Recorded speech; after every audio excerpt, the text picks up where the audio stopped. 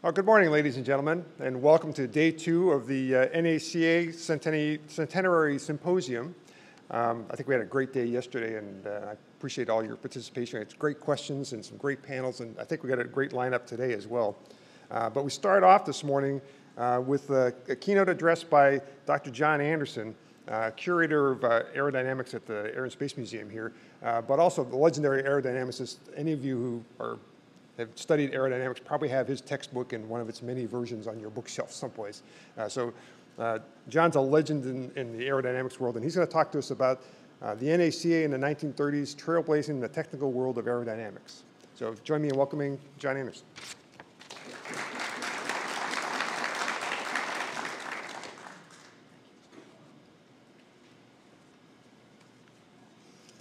Well, I want to start out by thanking Bill Barry and all of those who have organized this symposium for giving me the opportunity to share a few thoughts and say a few words with you in honor of this 100th anniversary of the creation of the NACA. And before I even get started, I want to share with you, for me, the NACA was all about aeronautical engineering. The information, the technology that was created by the NACA went around the world. It was seminal in the field of aeronautical engineering, extremely important. And I wanted to emphasize that. It's all about aeronautical engineering. Also, the NACA is all about the highly qualified, intelligent, hard-working individuals who work for the NACA, who produce this seminal information that made the United States and the NACA famous worldwide. And I think that's important. I'm sort of giving them a shout out even before we start here. Also, you can, we'll start here. The ideas that I'm going to share with you, we'll wait for this to come up. Whoops.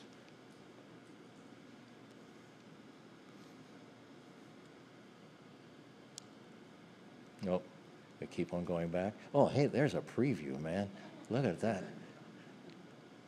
Let's keep on going back. One more. There.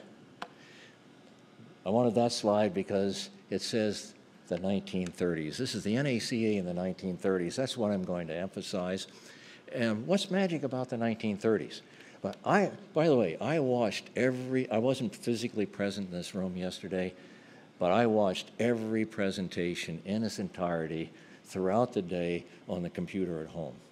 And a number of the speakers emphasized the importance of the 1930s. The 1930s was the period of what we call the design revolution. That's when the nature and the configuration, all aspects of the airplane changed due to major technical innovations, major technical discoveries, a lot of which were carried out by the NACA. 1930s, before I go any further, I want to share with you two quotes that bracket the 1930s, first at the beginning and then at the end. And these quotes are, and he'll come up here in a few seconds, this man, that's Edward P. Warner. Now, Warner's name was mentioned yesterday several times.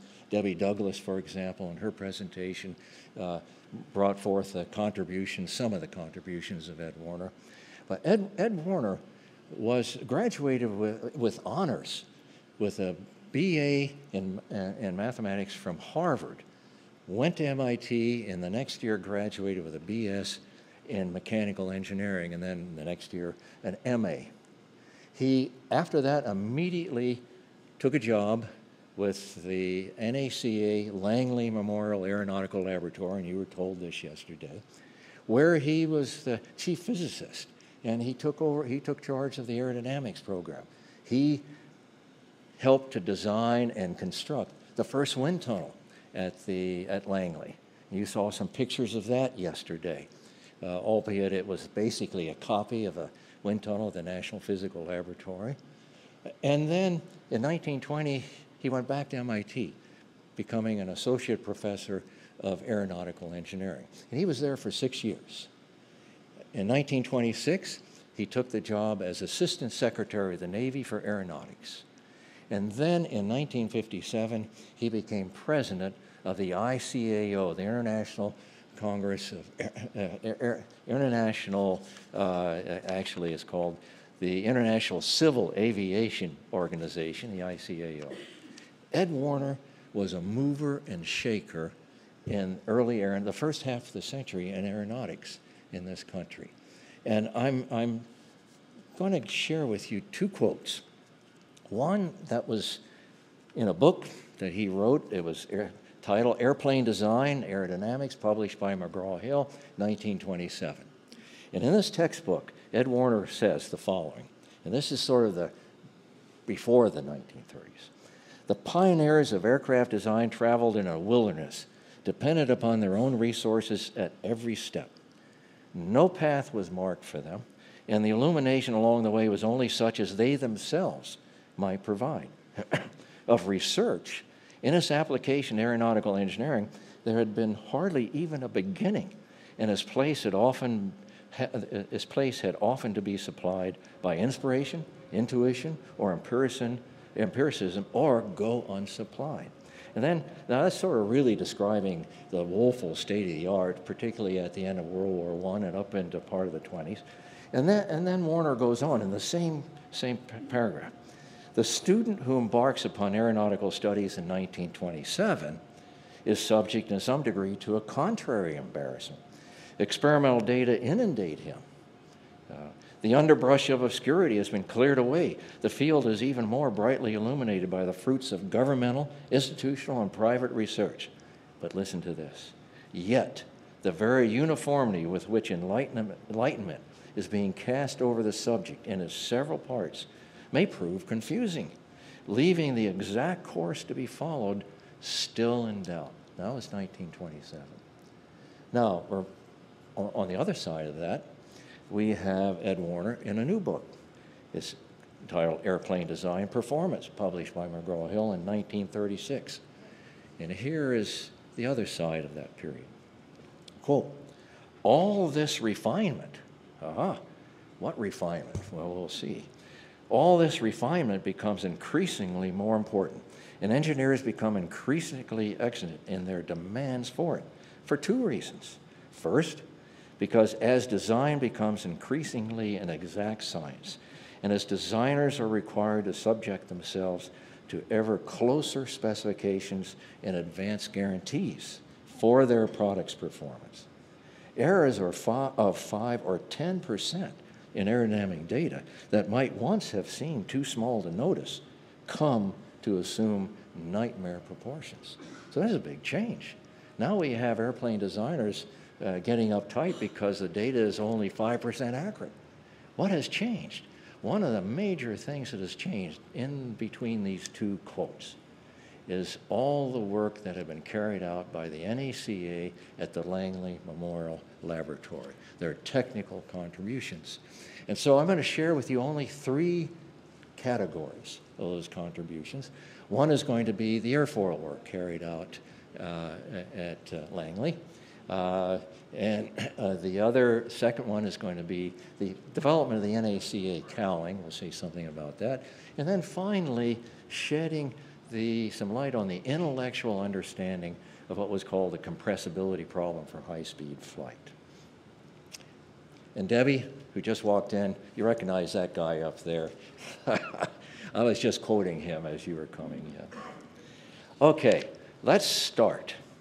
Let's start with airfoils.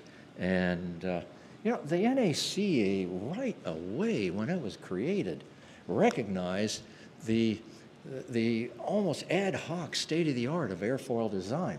In 1920, some engineers at the NACA collected and categorized and compiled airfoil data for hundreds of different airfoils around the world. Now, what I'm showing you just one of these from this 1920 is an NACA TR93. This is lift drag moment data versus angle attack for the Göttingen 298 airfoil that was used for the Fokker DR-1. And there are hundreds of these graphs that the NACA compiled just so that people could see, this is the state of the art of airfoil knowledge, airfoil design, and it was a mess. It was a mess. Now, during the 1920s, a person by the name of Virginius Clark. Now, Clark, this is a group photo. Colonel Clark is the man standing on the right in the back. And as a matter of fact, Clark was a distinguished graduate of the Naval Academy in 1907. He went to San Diego, he learned to fly for the Navy, and then later on became part of the Army. During World War I, he became the commander of the Army Research Center at McCook Field. That was mentioned every once in a while yesterday. So there he is on the right. Now, what's important about Virginius Clark? He designed airfoils, a whole series of airfoils called Clark, for most famous being the Clark Y airfoil. And by the way, this photograph, Clark was sent to MIT for one of the first classes in aeronautical engineering. I think it was I think the date on this photograph is 1918. And somewhere in the back, I think, is Hunsaker. Nevertheless, Clark designed the Clark Y airfoil. I'm going to put that on. And here's what Clark had to say about this airfoil, about the whole status of airfoil design. And this really shows the ad hoc nature of airfoil design. This was a quote. It was published in an interview that he had with Aviation Magazine. Now, that was a forerunner of what we call Aviation Week today. It was in October 1927. Colonel Clark was asked, how do you go about designing these airfoils of yours? They've become famous by that time because so many airplanes were using the Clark series of airfoils. Now, Colonel Clark, how do you go about designing these airfoils of yours? What is the secret? Clark laughed and replied, I would gladly tell you the secret if I knew of any. The airfoil sections just seem to lay themselves out, and when good luck attends, fair results are obtained. When good luck attends, fair results are obtained. That was the status of airfoil design and development, and even up towards the beginning of the 1930s. Now,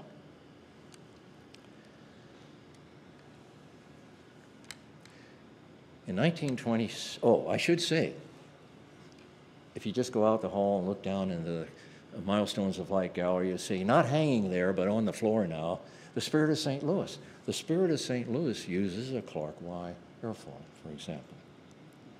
Okay. This person walked in the front gates of Langley Memorial Aeronautical Laboratory a year after he had graduated from University of California at Berkeley with a bachelor's degree in mechanical engineering. This is Eastman Jacobs. His name was mentioned several times in some presentations yesterday. Now, Jacobs, within a few years, became director of the variable density wind tunnel. Dick Hallion said some interesting things about the variable density wind tunnel yesterday. And in that tunnel, there it is, there's the variable density wind tunnel. And let me remind you, what that is a big pressure tank. And inside that pressure tank is a wind tunnel, complete wind tunnel inside that pressure tank. And that tank was pressurized to 20 atmospheres. So that means that the air pressure in the airstream flowing over the model in that wind tunnel was at 20 atmospheres, high density air. And that, in aerodynamics parlance, that means the Reynolds number was high. The Reynolds number was almost equivalent to that encountered in free flight. And so measurements, aerodynamic measurements carried out in this variable density tunnel were reasonable representations of what you could experience in full-scale flight, particularly in those days. So here we have Eastman Jacobs running that tunnel now, and he begins a whole series of in really organized, intelligent airfoil designs.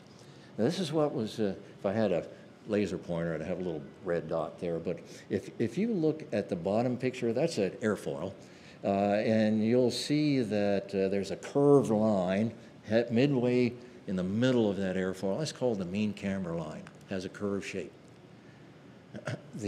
That airfoil is designed by first coming up with the camber line and then wrapping around it a symmetrical thickness distribution. And that picture up on the top is the symmetrical thickness distribution. So you combine the camber line with that thickness distribution, and presto, you've got an airfoil. And you have an airfoil that is sort of designed in a systematic way.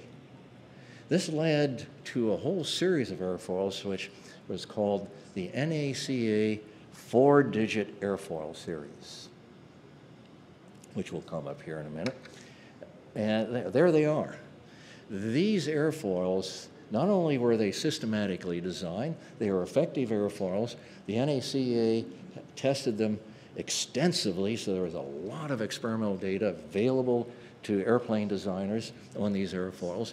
And so a very large number of airplanes during the 1930s used the NACA 4-digit airfoil series.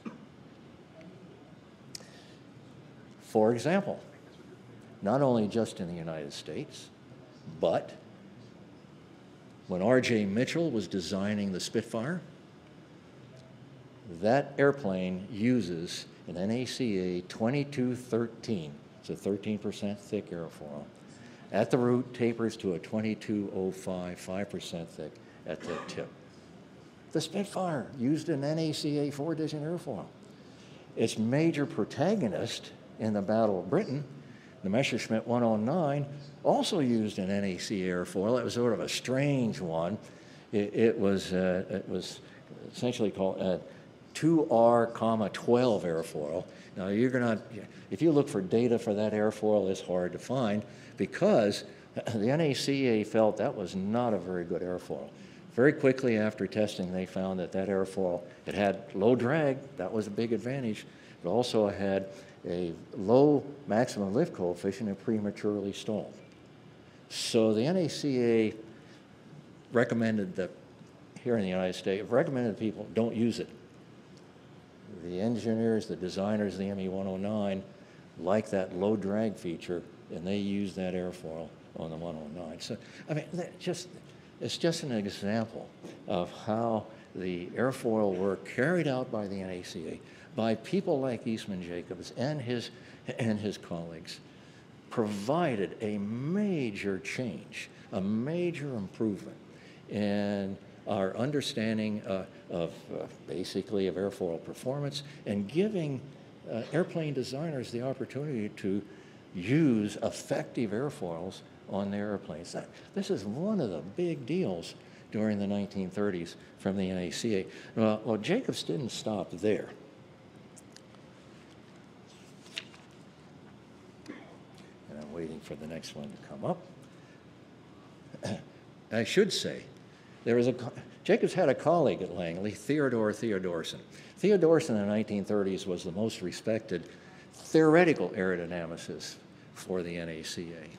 And Theodorsen, in parallel with these airfoil measurements being carried out in the variable density tunnel, came up with a theoretical method for calculating the pressure distributions over airfoils of arbitrary shapes and arbitrary thickness. That was a big improvement.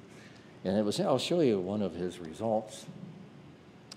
This is a result actually on a Clark Y airfoil, showing pressure distributions over the bottom and the top of the airfoil.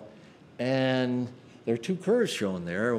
One is the theoretical measurement, the calculation of the pressure, and one is the experimental measurement of the pressure distribution. And you'll see that especially over the top, the lower pressures are plotted on the upper part of that graph. And you'll see there's a little bit of discrepancy there.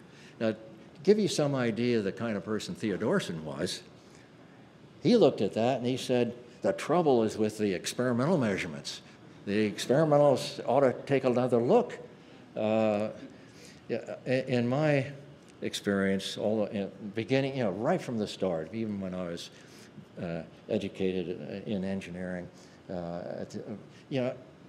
you always accepted experimental data as the major aspect, the major thing to believe, and any theoretical calculations, if there was disagreement about that, you would suspect the theoretical calculation, but not Theodorsen.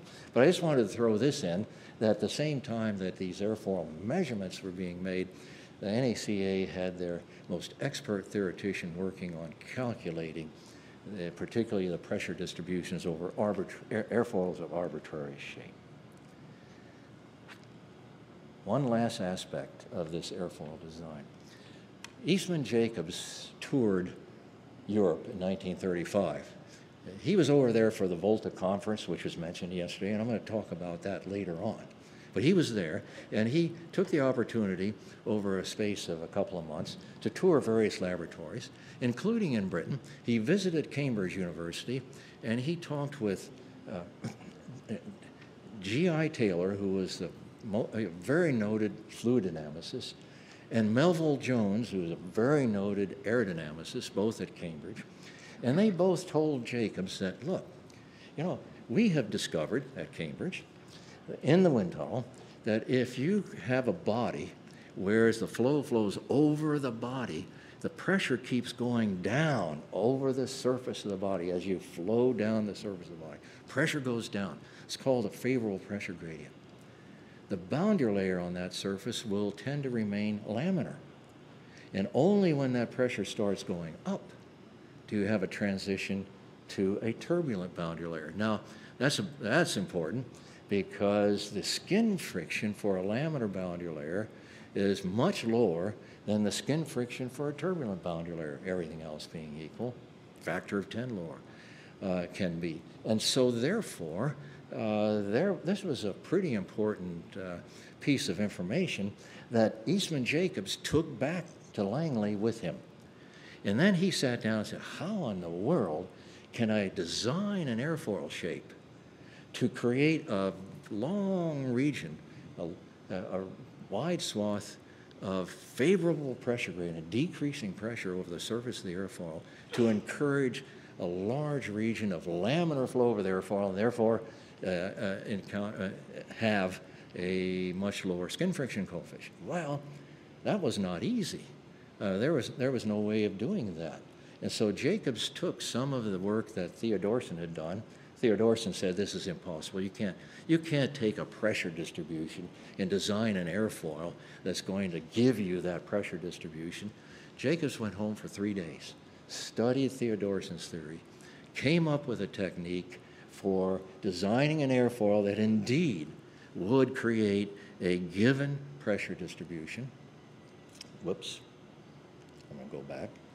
And what you see there in the top graph is a standard NACA airfoil, and you see the pressure distribution. It starts at the front of the airfoil and it drops like a rock, reaches a minimum just downstream the leading edge, and then you have this big region of increasing pressure, the adverse pressure gradient. That encourages turbulent flow, and that was what was encountered over all these standard airfoils. Basically, they had turbulent boundary layers on them.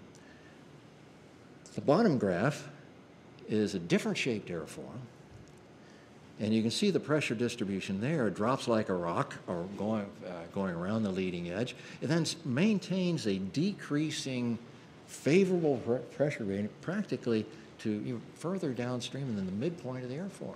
And then you get your pressure increase. That airfoil experienced a large region of laminar flow and therefore had a much lower skin friction coefficient. That airfoil was called a laminar flow airfoil. There was a whole series of NACA laminar flow airfoils that were designed and investigated and measured, total measurements made towards the end of the 1930s. And that work, unlike almost all of the previous work at the NACA, that work on the laminar flow airfoil was considered to be so important that it was immediately classified. And so the word didn't get around very much about these new laminar flow airfoils. But it did get to Edgar Smoot, who was designing the P-51 at North America. And Smoot had an opportunity. First, he had designed using P-51 using a standard airfoil. And then he was visited by several NACA engineers one day. This is what the NACA did. They sent people out. They talked to important people in industry. And Smoot learned about this classified laminar flow airfoil. He designed a different wing.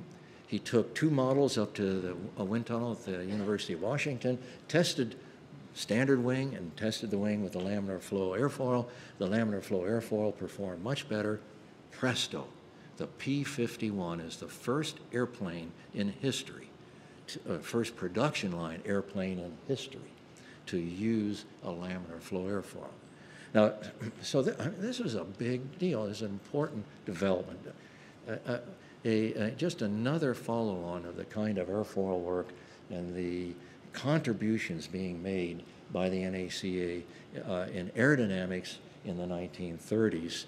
Now, the rest of that story, by the way, is that in real life, the laminar flow airfoil didn't really produce much laminar flow because in the wind tunnel, the variable density tunnel and other wind tunnels at Langley, the wing models were like finely polished jewels, nice and smooth. In reality, when you build something like the P-51, you have manufacturing irregularities. You have the airplane flying through the air, encountering all kinds of insects, bug spots on the surface. All of that produces roughness, which encourages the turbulent boundary layers. So for all practical purposes, that laminar flow wing on the P-51 did not create laminar flow. But, and here's a case of serendipity in the history of technology. It turned out that that shape of the laminar flow airfoil also had what we call a higher critical Mach number. That wing, that airplane could fly faster before encountering some adverse compressibility effects, which I'm going to share with you in just a few minutes. But that was the deal. That was all this airfoil work culminating in the laminar flow airfoil. Even Kelly Johnson, when he designed the P-80 in 1944, used a laminar flow airfoil. So that was very important. Okay, that's it. The airfoil work being done at the NACA, the Langley Memorial Laboratory, was very important. I'm going to quickly go to the next subject. The next subject is the NACA cowling. Fred Weick took over a new facility in 1928 at Langley. It was discussed yesterday. Jeremy Kinney mentioned it several times, the propeller research tunnel. And in that tunnel, a new project was initiated. And this project was initiated really as a result of a meeting of the aircraft manufacturers at Langley. They encouraged some work on cowlings.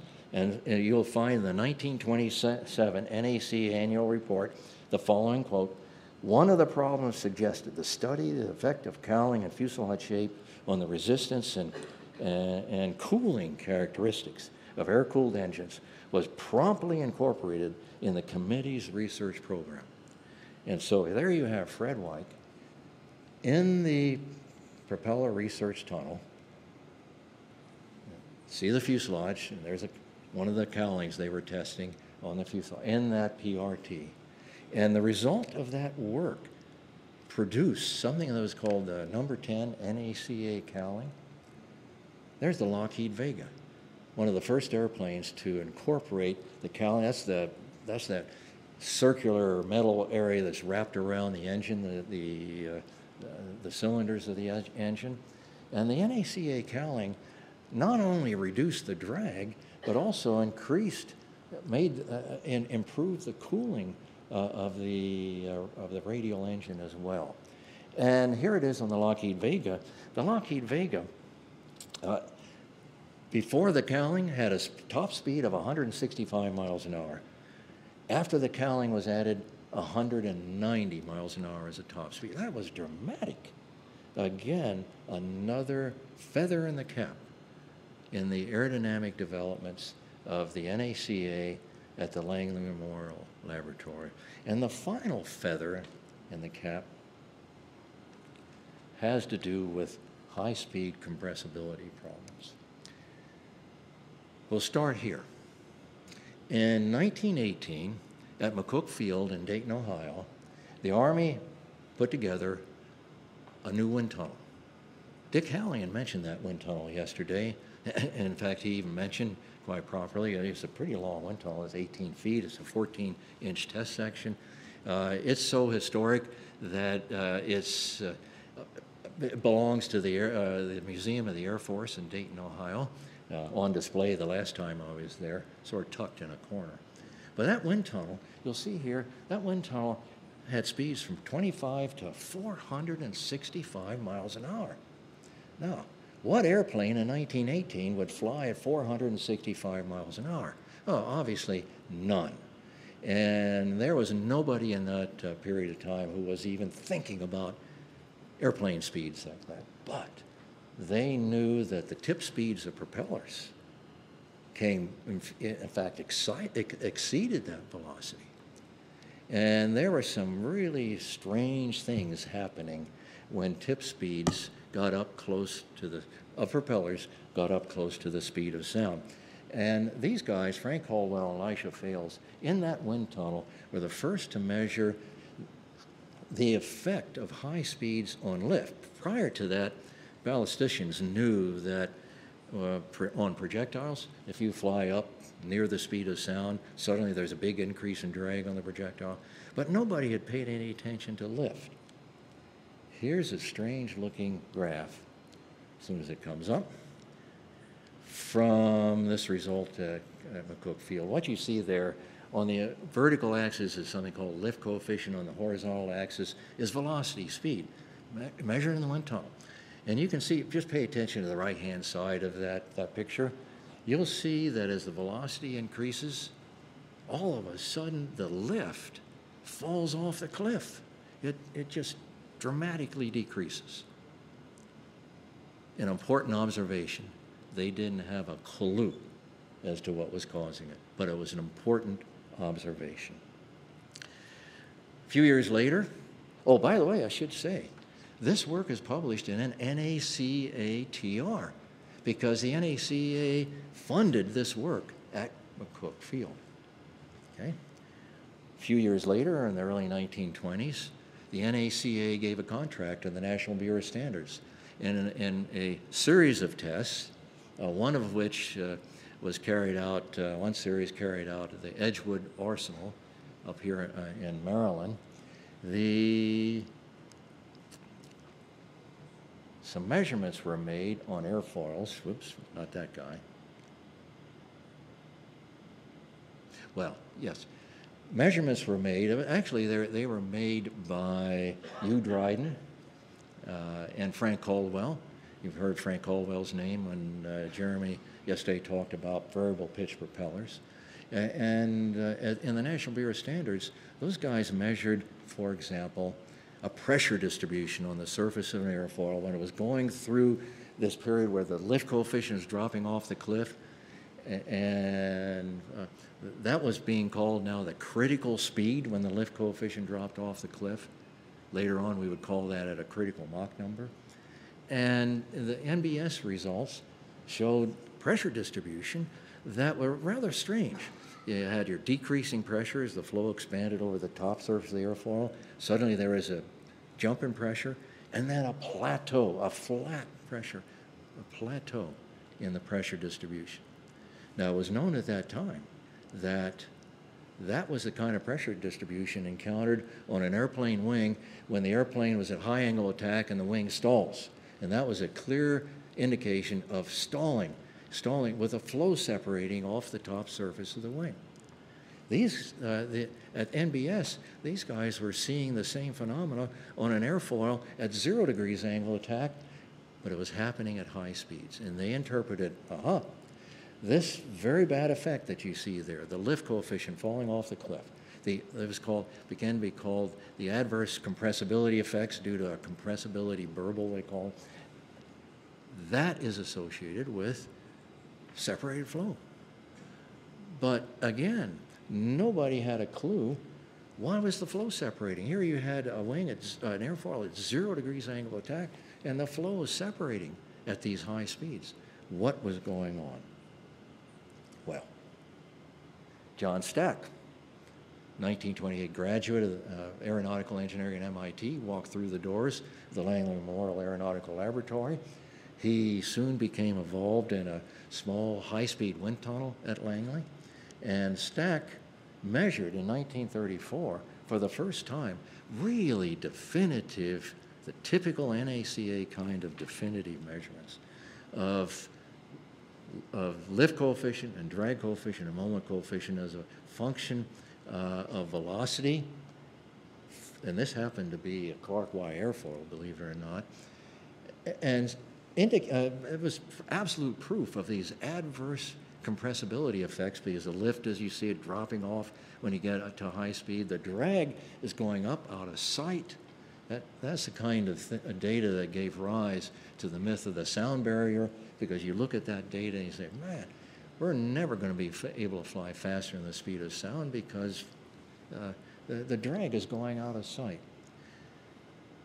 And they knew at that time it was due to flow separation. But what was causing the flow to separate? Now I'm going to pass by. This is one of John Stack, at this period of time, theorized, because they couldn't measure things properly at Mach 1 in a wind tunnel, that the only way we could do that is with a real research airplane.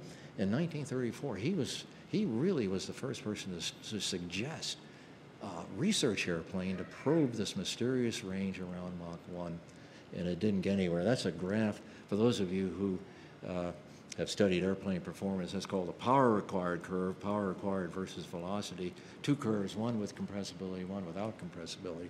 Only reason I'm showing this, I found this graph in the John Stack archives at Langley, and it was in a manila folder. It was in between some of John Stack's old IRS forms. And there's even a rusty paperclip mark on the top of that graph. But he was thinking about these things. He even published a paper in the Journal of Aeronautical Sciences about this. But John Stack, the really big contribution came. And when, in 1934, working for Eastman Jacobs was his boss, Jacobs suggested, since we don't know what's going on in this flow, why don't we put a Schlern system across the wind tunnel at these high speeds and take a picture and see what is going on in the flow? They did that, and what you see there in 1934 is the first ever visualization of shock waves occurring. The flow is going from left to right over that airfoil. There's a shock wave off the top, there's a shock wave off the bottom. First ever that aerodynamicists had ever seen that. And here, this historic photograph is being taken by these dedicated, intelligent engineers and scientists at NACA Langley. This explained the cause of the separated flow. The shock waves were separating the boundary layer. Flow separation resulted in higher drag, lower lift. That was the explanation. That was a major intellectual breakthrough in the understanding of the high-speed compressibility problem. And I don't think the NACA gets enough credit for that. Now, in part, let me quote, then this photograph, I have two quotes to share with you. When this measurement was made, here's a quote from John Becker, who became a leading aerodynamicist at Langley later on. He says, the first tests were made on a circular cylinder, not an airfoil, but a circular cylinder about a ½ inch in diameter, and the results were spectacular in spite of the poor quality of the optics. The optics, they use celluloid for the windows across the wind tunnel test section. So and those of you who've ever dealt with a Schlern system, that sounds like heresy. You need high quality optical windows. Here's celluloid being used. It was the beginning. Shock waves and attendant flow separations were seen for the first time, starting at subsonic stream speeds of about 6/10 times the speed of sound. Visitors from all over the laboratory, from engineer in charge, HGE, Reed, on down. Engineer in charge.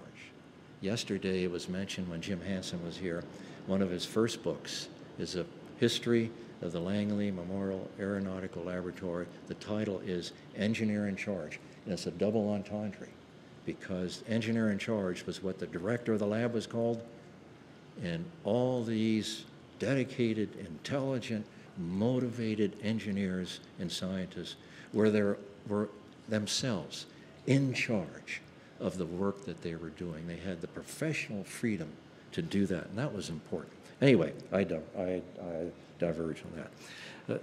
Reed came on down, came to view the phenomena. Langley's ranking theorist, Theodore Theodorsen, we saw him earlier, viewed the results skeptically, proclaiming that since the stream flow was subsonic, what appeared to be shock waves was an optical illusion, an error in judgment which he was never allowed to forget. So sometimes, everybody makes a misinterpretation.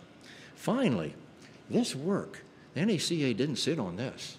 1 year later, Eastman Jacobs reported on this at the 5th Volta Conference for high-speed flight in Rome.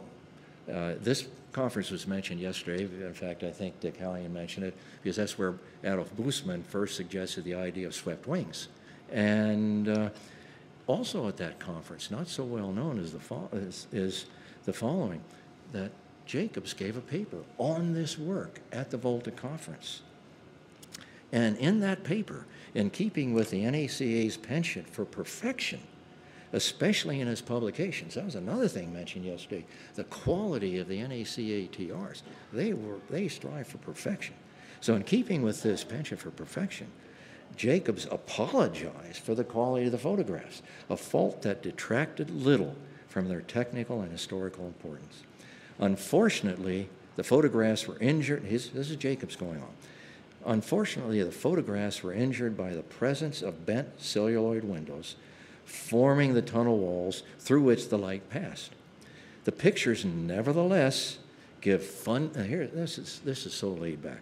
The pictures nevertheless give fundamental information in regard to the nature of the flow associated with the compressibility burble. That was an intellectual breakthrough in my mind, which was of first order. And with that, the NACA high-speed research program was not simply on the map, it was leading the pack. So this is, finally, this kind of understanding ultimately helped us and led to the necessary information for the Bell engineers to properly design the X-1, which you heard about yesterday, and which is, of course, hanging in the Milestones of Flight gallery here. Final comment on my own. I want to wrap this up with the following. And I'm going to read this to make sure I get all the words in. During the 1930s, no other research establishment worldwide, and that includes laboratories in Britain, Prandtl's laboratory in Germany, the labs in France, etc. No other research establishment worldwide contributed more to the advancement of aerodynamics as applied to the airplane than did the NACA. Why did Messerschmitt use an NACA airfoil? The Germans did not have any integrated logical airfoil program. They used the NACA data. The engineers and scientists at the Langley Memorial Aerodynamic Laboratory were among the best, and I really sincerely mean that. They were among the best. And this is a legacy that today's NASA engineers and scientists can derive great pride from. And with that, I'm going to wrap up this discussion of the NACA aerodynamic contributions in the 1930s and how it trailblazed our understanding of aerodynamics at that time. So I'm finished.